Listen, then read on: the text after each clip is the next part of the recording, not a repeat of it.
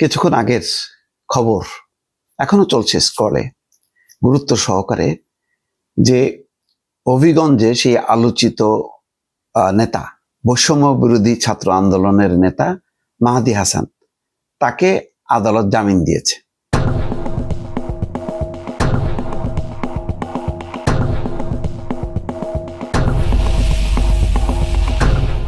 গতকালকেই তাকে অ্যারেস্ট করা হয়েছে। অ্যারেস্ট করার পর আজকে আদালতে সুপর্দ করা হয়েছিল। আদালত শুনানি শেষে তার জামিন দিয়েছে।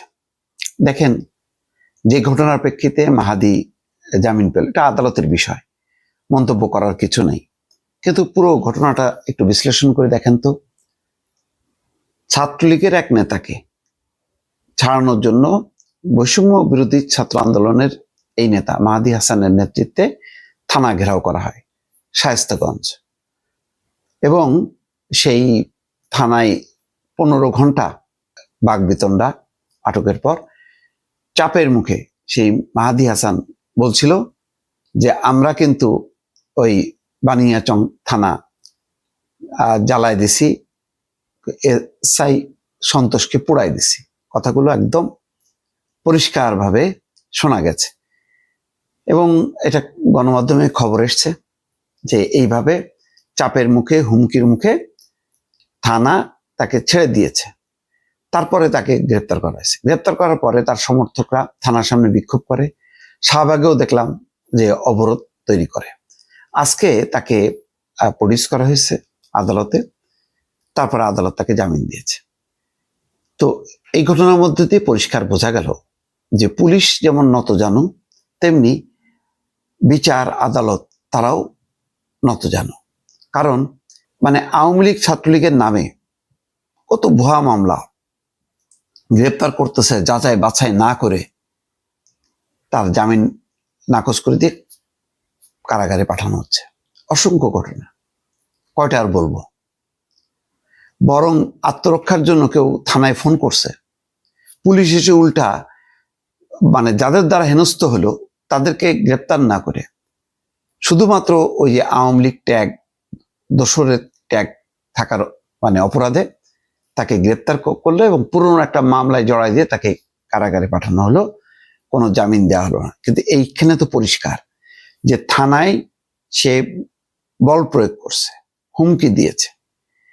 ওই ছাত্রলীগের যে নেতা ব্যাপারে বৈষম্য বিরোধী আন্দোলনের নেতাদের বক্তব্য হচ্ছে যে সে প্রথমে ছাত্রলীগ করলেও পরে বৈষম্য বিরোধী ছাত্র আন্দোলনের সাথে যুক্ত হয়। তো এরকম অনেকেই ছাত্রলীগের ছিল, হয়তো শিবিরের লোক বা অন্য লোক, পরে বৈষম্য বিরোধী আন্দোলনে এসে যোগ দিয়েছে। তো পুরো যাচাই বাছাই, গ্রেপ্তার, এই বিষয়গুলো হলো পুলিশের ব্যাপার।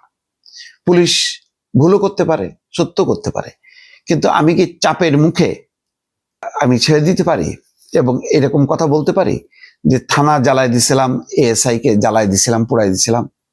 কত বড় হুমকি! এই হুমকির মুখে যখন নাকি ছাড়া পায় তখন বোঝা যায় যে পুলিশ তাহলে এই শক্তিগুলোকে ভয় পায় এখনো, এবং আগামীতে আরো ভয় পায়। বৈষম্য বিরোধী তো কিছুই না। পুলিশ নাকি বলে বৈষম্য বিরোধী, শিবির, ছাত্রদল বা বিএনপি, জামাত, বৈষম্য, এই তিনটা শুনলেই নাকি পুলিশ আটকায় ওঠে।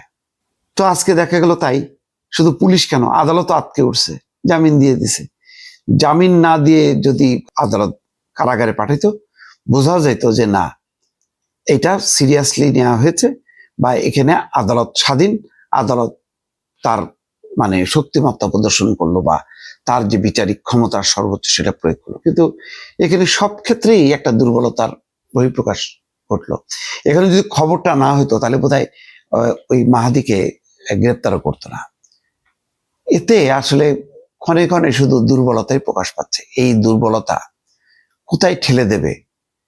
এখানে মানুষের অধিকার থাকবে কিনা, নাকি মপতন্ত্রের জয় হবে, এটা এখন আপনারাই বলতে পারবেন। দর্শক, ভালো থাকবেন। আল্লাহ হাফেজ।